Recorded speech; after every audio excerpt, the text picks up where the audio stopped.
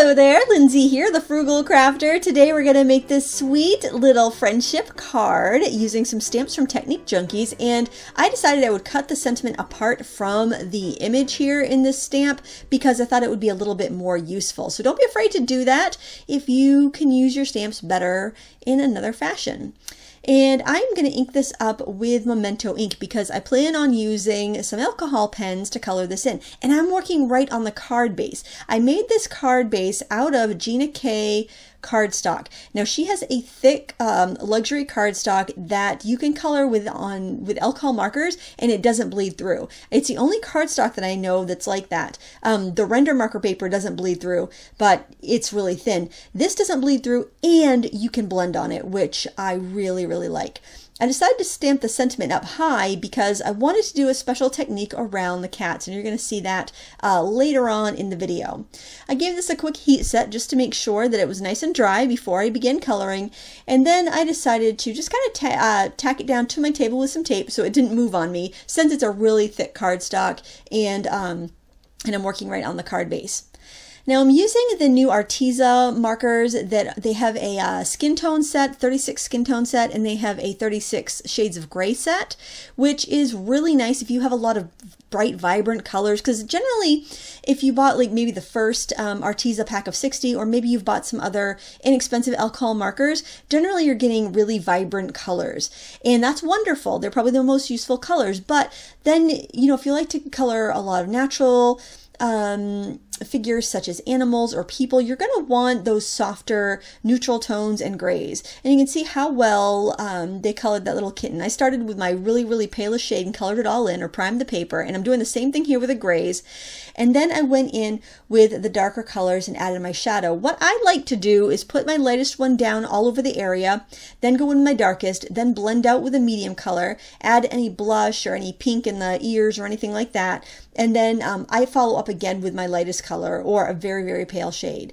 Now I wanted to put a shadow under the cats. I wasn't sure if it was going to show up or not with this technique I'm going to show you in a minute, but I thought it might be kind of nice and give a little bit of weight to the bottom of the card.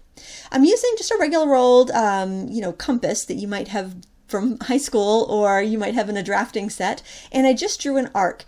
And what I'm going to do is use my washi tape as background paper. So I'm simply just laying tape over the image and just kind of tearing it. I want to make sure I cover the entire circle area. I don't have to cover over all of the cats, but I want to make sure I get all of the background area. And I'm trying to match up as much as I can with the tape, but this tape does not match. Like it doesn't, you can't match it like you can match fabric, you know?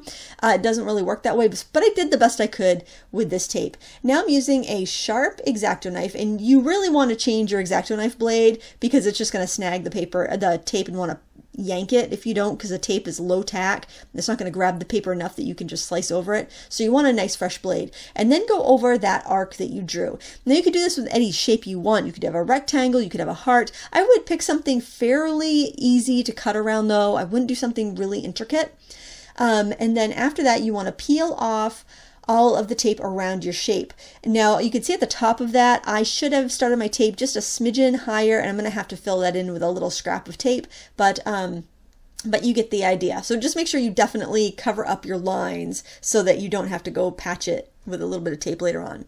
And then you're simply going to look at the tape. You can see through it enough to see your image, and you're just going to cut on the stamp lines. And I chose this stamp from Technique Junkies because it had a really thick outline, so I knew that even if my cutting wasn't perfect, which I don't do a lot of hand cutting, so I figured it probably wouldn't be, I'd still have a decent area to cut. And then just to neaten it up a little bit, because my cutting was not perfect, I went in with the black Arteza marker and just outlined it to make it look a little bit more professional. I love this washi tape background technique because if you're like me and you've collected a lot of washi tape, you will have so many options for using this, and you can do a one-layer card, which saves on postage and saves your other supplies too.